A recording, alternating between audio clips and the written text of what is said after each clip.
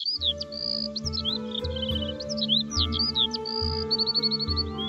হলো রাজু, গ্রামের ছোট্ট এক গরিব পরিবারের ছেলে।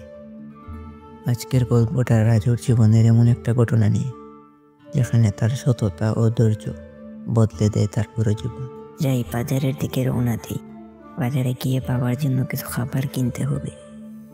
জানি আমাদের টাকা পয়সা তেমন নেই। আমি কোনো একদিন অনেক টাকার মালিক হব, বাবাকে ভালো ডাক্তার দেখাবো, তারপর বাবার সব ইচ্ছে পূরণ করব। বাবা বলেছে সৎ পথে চললে একদিন ভালো কিছু হবি। আরে ওটা কি দেখা যাচ্ছে রাস্তার পাশে? মনে হচ্ছে তো কারো ব্যাগ, দেখি তো গিয়ে। আরে এখানে তো অনেক টাকা আছে, কাগজপত্র আছে কিছু।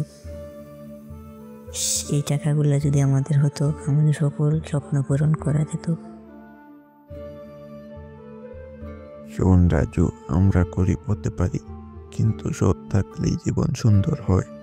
অসৎ উপায়ে কখনো সুখ পাওয়া যায় না।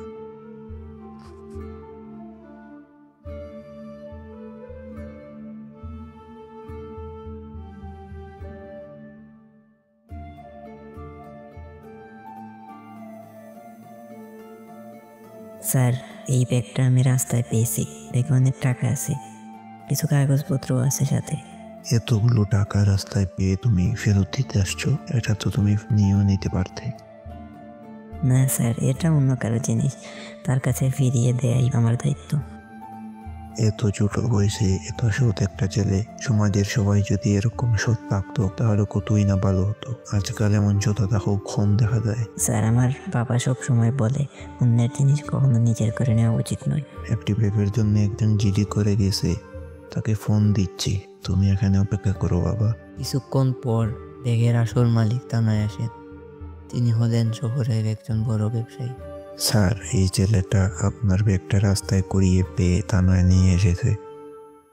করে ছেলে হলেও সে অনেক সৎ আছে বটে। এই ছেলে, তুমি তো আমার খুব বড় উপকার করলে।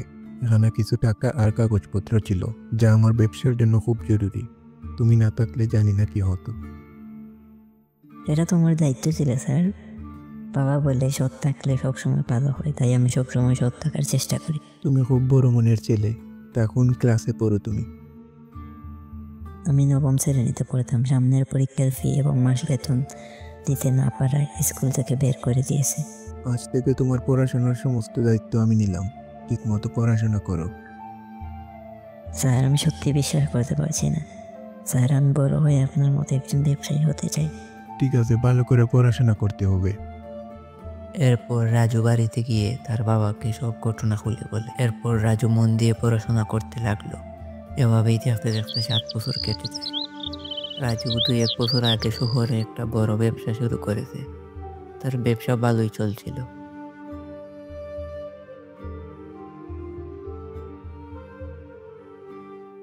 আজ প্রায় 3 বছর পর রাজু গ্রামে এসেছে।